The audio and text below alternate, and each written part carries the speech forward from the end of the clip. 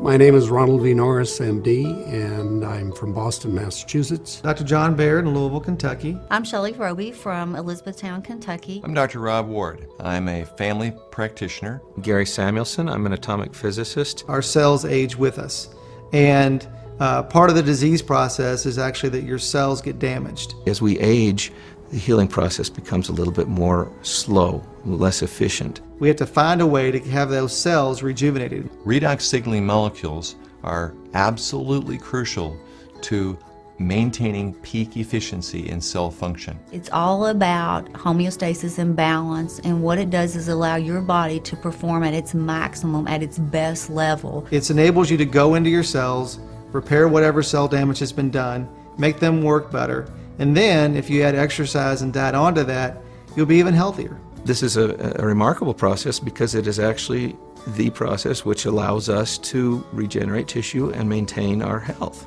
I am so excited about this new awareness, this new paradigm of what we can do with our health. One of the great benefits that redox signaling can have for us is that it helps accelerate and maintain healthy tissue.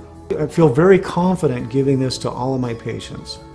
It's something that they need, it's something that their cells lack, and we're just restoring it because it is native to the body. It's already there, just not enough of it. Every patient that I see, I share ASEA with, and my story, my experience with ASEA. This technology has the potential of spearheading some of the greatest advances of health